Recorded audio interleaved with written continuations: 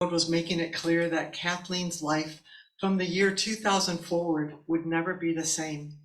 Canadian-born Kathleen has had her mediumistic and psychic gifts from birth.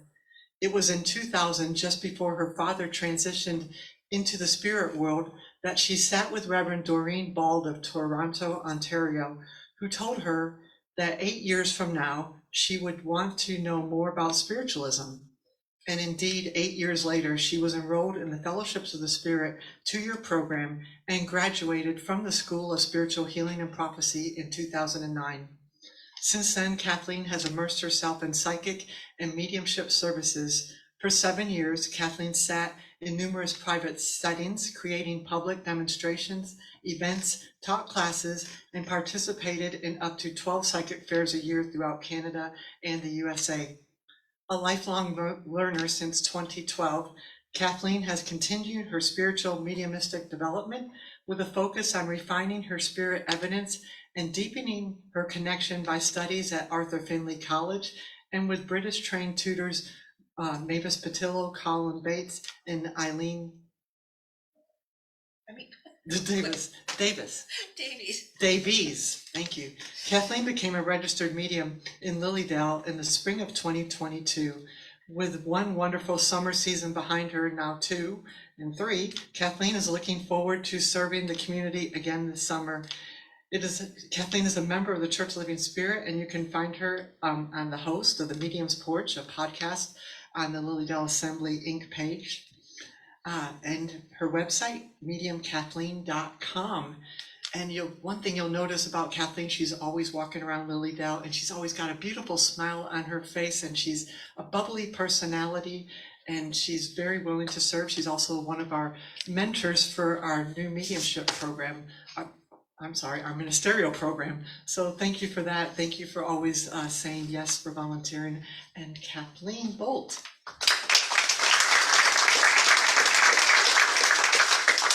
Good morning. Good morning. It's always funny to hear about yourself before you come up here because you're so focused on where are we going from here.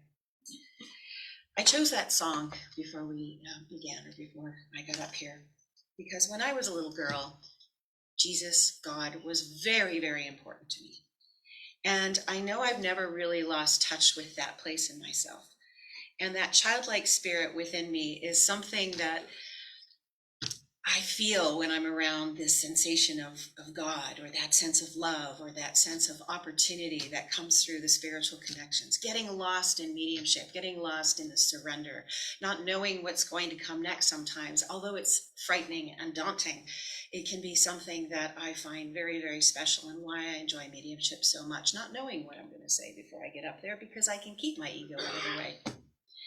Doing a speech like this, however, I feel like I have to leave you with something important before you go.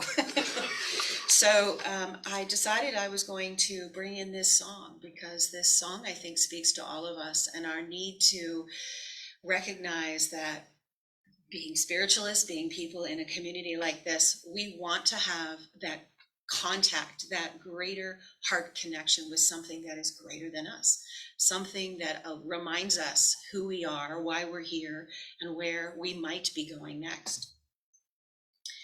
So the song itself is interesting. I've been contemplating a lot lately about who is God, what is God, where is God, am I God, is there a God? All of that's been coming up for me personally lately, and I'm sure all of you have had your time and day when you've actually asked those questions. So I'm hoping today to give you more questions than answers, because certainly I am no expert on God, although I am learning as I go about the expertise of being connected with myself, in which I believe God resides. So getting back to the song, be not dismayed, whate'er betide. Easier said than done sometimes, isn't it? We hear about these atrocities, and we hear these terrible things that are happening to others that we can compassionately feel are so similar to ourselves. And certainly we wouldn't want it to happen to us. It's hard to sometimes not be dismayed. And yet, as Nancy was pointing out, in the dire consequences that they're facing, People are coming together. People are remembering who they are, what they're here for, and how to serve and help each other, that we're connected, that we're part of a greater whole, and that we're that one expression within that greater whole. And each of us has the opportunity to do that. I lived in Buffalo for years, and you get a snowstorm and you're talking to neighbors you don't talk to the rest of the year, and you're all out having fun, helping each other, providing food, shoveling snow, all of that. Something about the difficulties and the tragedies of life pull us together and pull us back to our own hearts. So as disastrous as it is, knowing that there is some power there that we can fall into and rest assured that it's all going to come out well can be very helpful to our psyches and to our mental state, our well-being, our emotions, and our ability to cope with those difficulties. Beneath his wings of love abide, another lyric from the song. I believe this is a very wonderful thing. We like to think conceptually, we like to think in a poetic sense, because that activates that abstract part of our creative self and that magic, that sense of that childhood simplicity that comes in. And I feel these lyrics here, beneath his wings of love abide, give us that opportunity to fall into the arms of possibility, hope, and that feeling of security and safety and certainty that we all wish to have. So I want to make sure that we understand that this is the power that we have to surrender to this power, this divine. And yet I also want to point out, we can look at this song a different way. We can look at it as, I don't have to do anything because God's going to take care of it. Now, I hope this is not too soon, but there is a parable out there. I'm going to call it a parable because that's what most people that I've encountered have called it. The parable, you've probably heard it before. The man on the roof, the waters are rising around him. He's on the roof, and his friend comes by with a canoe, and the waters are low, says, "Get in the canoe with me, we're going." And he says, "No, God's going to take care of me." And then a stranger comes with another boat, a motorboat this time, a little higher water. "Come with me." "No, God's going to take care of me." I heard the version where a cow floated by next. I don't know if that's the original story, but I say a cow comes by and you could jump on the cow. And this pious man decided, no, I'm going to wait for God, because God is coming. God is going to help me. And then finally a helicopter comes, and the helicopter calls down to the man and says, climb on the ladder. We're going to pick you up. We're going to take you away. And he's like, no, God's waiting for me. And of course, when he gets to the pearly gates, he's upset. God, where were you? I've had so much faith in you. I always expected you to be there for me. Where were you? And God's response, well, I sent you 2 boats, a cow, and a helicopter. Oh, well. Right? So there's this sense that we have to remember, and I love this about spiritualism, because we have to remember that we are a player in our lives. We are co-creators with what happens with us, and God gives us a piece, and we give our part. And we have that in our prayer healing, in our healing prayer, rather, where we talk about how we need to do our part to also confirm, to invite, to be present for, to amplify the energy, to hold the energy, to be there for ourselves, but also for God. When we think about how we relate to one another, being there for someone else is a sign of love, a sign of respect. If you have a friend that's in difficulty and you show up for them, you show up for them. That is something very typical. Why wouldn't we show up for God? Why wouldn't we show up for that piece and that role that we have to play in God's arms, or for God, or with God? So the paradox I see sometimes is that we can think of God as this powerful, all-knowing being that's going to rescue us. Oh, I want to tell you a little funny story. So a couple days ago, I had this dream. Oh yeah, don't you love it when people tell you their dreams? But you can probably relate to this. You have this dream and it's totally chaotic. All this crazy stuff is happening. You're trying to solve problems, and you're in this difficulty, you're working things through. And I'm on this road and I'm walking, contemplating all this. In the dream, 2 cars pull up. One is someone I know, one is someone I don't recognize until I get in front. I get in front, and there's a man in a car I don't recognize. He doesn't say anything to me. He just looks at me and I keep going. So he doesn't recognize that I am in difficulty. In the other car, and I don't know, I won't say who it is, but I have two friends that live in Lilydale that are close with each other, and they're in the car and they've come to rescue me. And they very knowingly look at me like, well, are you going to get in? So it reminded me of that being on the roof, God is coming to take care of me. But I have friends that I can lean on. I have friends that are willing to hold space for me so that I don't have to be alone and I don't have to face the world without that connection to my inner self, but also the outer self. The God within others is so supportive of the God within me. And there are those that I don't even fathom are caring for me. These aren't close friends that I speak of. These are good friends, but they're not that close with me. So it was the last thing I expected. And it touched me deeply in the dream and woke me up feeling like, oh, I'm not alone. And don't we all want that feeling? How many times, if you're a medium or a healer, you find yourself connected with spirit and you're telling people, you're not alone. You're never alone. And we can mean that in many different contexts. We can mean it in your spirit loved one that you're missing and you're disappointed at losing physically is still with you. You're not alone. You're not alone because you have your neighbor in crisis that's going to show up there in Buffalo and help you shovel the snow, right? You're never alone. All you need to do is ask. And I feel like when we just let go and give ourselves to the possibility of trust and faith in the power of God, that song does apply. That song that we can rely on the God. Now, as I said, I've been thinking more lately about where is God, what is God, how is God? And we recently, a group of us got together for another reason, and we started talking about this question, and we were reflecting on all the ways we can see God and all the possibilities.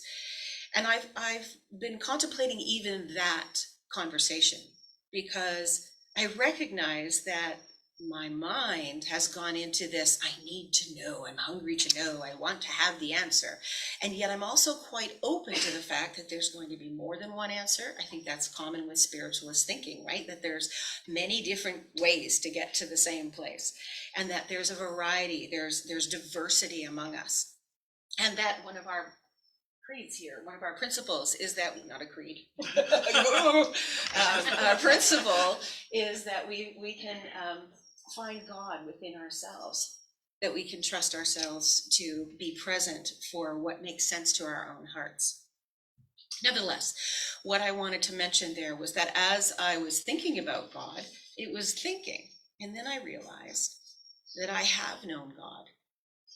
How many of you have felt that there was one or more or many times in your life when you feel you've known God? You've been in the presence of God. And how many of you get to the same conclusion I got to when I was in that space? It's ineffable. How do I explain that I really believe I was sitting in the presence of God, that I was with God, that I was in this place? We seek for the words, but words never seem to carry enough. And yet it is certainly fun to think about God, isn't it? I think the reason I wanted to talk so much about God is I wanted to help us all remember that in whatever way you find God in your heart, in whatever way that you want to think or experience, feel, or have felt, experienced, or thought about God, there's something in common with all of us. Not only, as I said earlier, are we all part of a community of one, we are the individual expression of, as I see it, the divine in the world. And we can be that divine spark for others in the work that we do. Obviously, mediums and healers are doing that every time they contact someone, every time they touch space and heart with another human being. We help others in those capacities, not just healers and mediums, but also people that hold space for all of us. People like Nancy, or singers, all of us coming together. Very important to connect. We are powerful. Our principles impart, but there is indeed a supreme power in all. We are powerful. We have individual rights that we may execute in our own free expression as a truth, not needing to conform to other truths or things that others say are the truth. We can listen to our own hearts. Our hearts can show us the way. We are not dependent or reliant on some outer power. God is not outside of us, as far as most of us spiritualists believe. God is within. We are powerful. We have change on our side. We have the opportunity to make a different decision, to make a different choice, to evolve, develop, or as I see with most of us, unfold. For I've come to understand that all of this is present within us now, and it's available to us. All we need to do is take away the layers of concern, the layers of fear, shifting into that high-powered frequency of the divine within us. We are powerful. We have change on our side and progress for eternity. So here I am always rushing around. I should probably remember that I have lots of time. I can go into eternity with this. We are not gone ever, and therein we are not alone. We can talk to others no longer with their bodies. We can talk to their spirits, their hearts, their joys, their histories, their consciousness, if you like that word. We can come back later after shedding our own layers of difficulty and concern and connect with those with whom we value. We are powerful. When we express love to others as we do ourselves, we love supreme power again through them. We are powerful. We can serve each other in healing in a multitude of ways, whether through mediumistic or hands-on connections, because we are powerful. We have the ability through the ordinances of the supreme power system of natural law to co-create our lives and take personal responsibility for those creations. We are powerful. In the history of spiritualism, we have many philosophers, many channelers, many healers. I know one of the favorites for many of us is Andrew Jackson Davis, and I picked up this wonderful book some time ago. And it is the Penetralia, Harmonial Answers to Important Questions. And I was curious what was going to come through from this document about God. And in this document, people are asking Andrew Jackson Davis in the trance state what it is that they have questions about. And one of the questions is, what are God's works of providence? All things in the universe, nothing is especially designed. Everything comes forth in its natural order and discrete degree, according to the laws which are without variableness. How does God execute his decrees? What are the decrees of God? The decrees of God are the eternal laws of his vital system, written upon the constitution of man, probably more than two, and republished whenever a child is born. The decrees executed by living in accord with the unchangeable principles of his own physical and mental being, by universalizing his spirit and making the humblest things examples of his love and wisdom. Now, in our time and space in this era, we don't use he as often. There's some languaging differences here. But I believe the premise is what's important here. The idea that if we do believe we are a reflection, an expression, a particle of God, that we are here to express ourselves in the world, to others, for others, and for our own development, unfolding, we can live in accordance with the unchangeable principles of his physical and mental being. We can universalize that spirit, and we can make the humblest things examples of his love and wisdom. And it is so easy for us to go back to those little things. Sometimes it's the little things that make us disconnect from that very divine place within us, that very special place that is that God particle within us. We disconnect from that because we allow ourselves to get caught up in the petty, in the little things. And yet those little things are the magic. In fact, I remember with my own father, one of my favorite memories, and gosh only knows why that would be the case, but it is how he used to go into the shop. He had this wonderful wood shop, and he would pull out a drawer, and he had everything. He had a tool for anything. If he needed something, you call him, he would have it. He'd have the part, he'd have everything ready to help you on a dime. So you could pull the drawer out. He'd pull the drawer out right out of the container, put it in his hand, and he would do this thing with his finger where he flicked through, sorting through the little screws.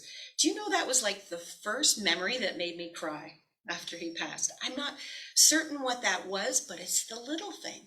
It's that little thing of knowing it's just his gesture, his physical gesture, exactly how he would flip his finger. That little thing made such a difference in my emotional state. And there was a tenderness that came through. Yeah, it was sad. Yeah, it was a memory that made me cry, but there was a love in it. There was a tenderness in it. There was that recognition of his being in the present in that moment, focused on something and allowing his intentions to come through in the littlest of things. I found that so powerful. And I think when we recognize that we have this power to make different choices and to get into the presence of God and in ourselves, to make that connection and not disconnect ourselves, because most of us believe, I think, and I know I do, that God is ever present, and yet I can say that, but when I get upset about the little things, I have completely forgotten that, haven't I? And so it's us that disconnects from God. And I think it's important for us to remember we are powerful. We are a piece of that reflection of the divine.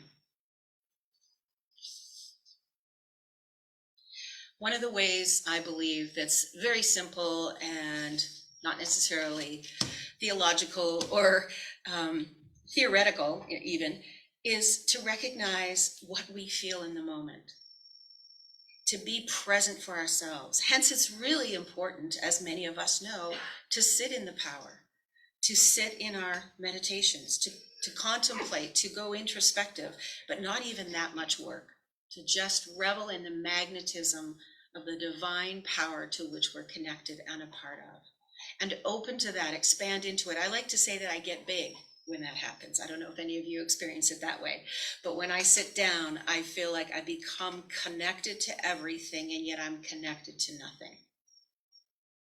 And different days, as you know, for meditation, some of you know better than others. But I know that the practice of mediumship, of healing, of the practice of living, knowing that we are in the position of disconnecting or connecting with God in any moment, and that we can improve that practice, like doing scales on the piano, right, Margaret? We can become more of the mastery that is available to us in being connected to the divine by sitting in that power. Taking walks with nature, another way to connect with God, to connect with those around us that believe what we believe. There are so many places God is. In fact, God is in all places.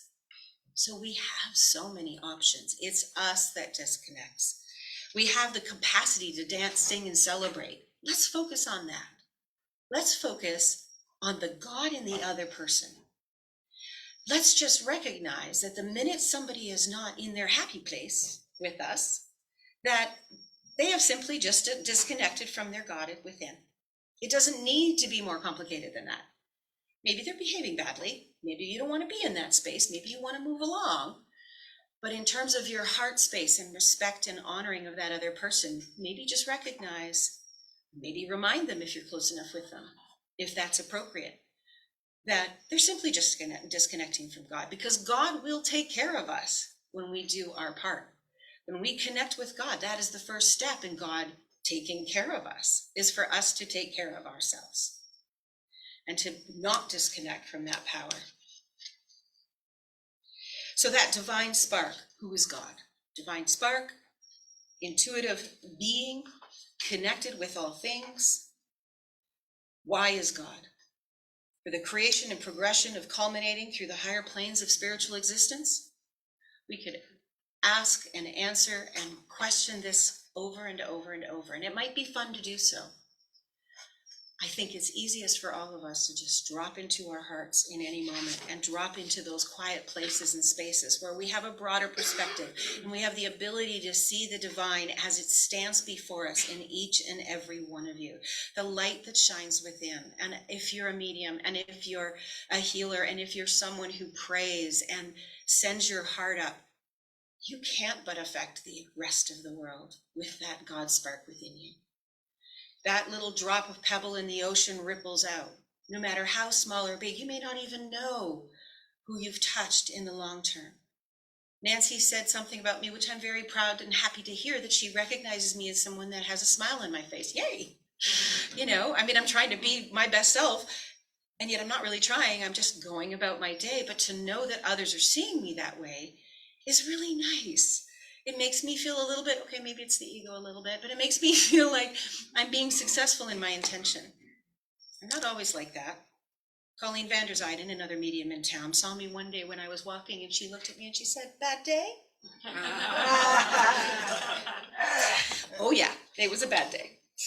Bless her heart. But see, what she even did there was she was recognizing, this is not who I am all the time, but in the moment right now, maybe she'll just keep her space, right? So she recognized for that moment, I disconnected from God. I fell into my traumas and dramas, and I had forgotten where the relief was, where the peace was. Remember, you are powerful. I want to leave you with a section of this book. This is a very special book to me. My first medium that I went to was in Scarborough, Ontario, up in Toronto area. And her name was Reverend Doreen Boldt. It's even printed on the front of the book here. And the first reading I went to with her, and I'm wrapping up now. The first reading I went to with her, it was, I can't remember accurately the date, but it might have been 2 to 4 weeks before my dad left his body. And we didn't know he was going anywhere. And I had, by a series of events I won't bore you with right now, I ended up going to a medium for the first time. I had a 2-day turnaround. I had no time to question. It was like, okay, sure, I'll go with you. What the heck? A friend was taking me. And I got there and I got to see Doreen. She's a Scottish medium with a great accent. She was amazing. And I sat with her, and she basically, now that I'm a medium, I know, she basically let me know that my life was going to change forever in that moment. And as I said at the beginning, wear a black dress. That's what happened in my ear from my spirit guide that I thought was just myself, and I just argued with it. My spirit guide telling me to prepare for this because it was coming. And that was the day that he passed, the day that I went to see him. He passed 4 days later. Anyway, Doreen Boldt gave me this book. And she said to me, and she was not very happy about it. She goes, I don't usually go forward in time this far, but in 8 years, they're telling me I have to give you a book because in 8 years, you're going to need it.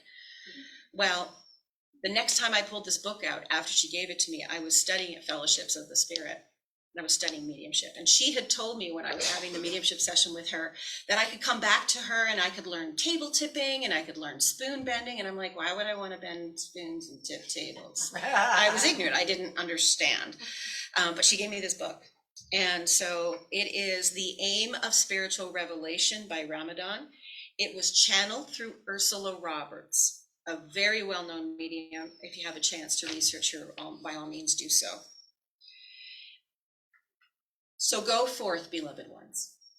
Go forth knowing that it is part of our labor and our work when you perform your labors and your work of love.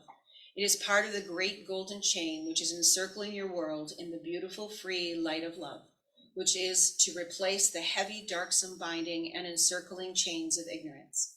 Listen to our words and take to heart our revelation. Go forth to fulfill the law of the Spirit in that wherever you meet a broken heart, bind it up with the gentle bandages of your sympathy and your knowledge. Where you meet the broken body, lay upon it your hand, and the healing calmness and peace of the Spirit may flow to ease the pain. Where you meet the darkness or the hatred and the bitterness of men's lack of forgiveness, breathe to them your knowledge, your love, your understanding, your teaching, and so shall you each one go forth as healers, revealers, and lovers of humankind, and fulfill the law of the Spirit in the years which are granted to you. I thank you for your attention.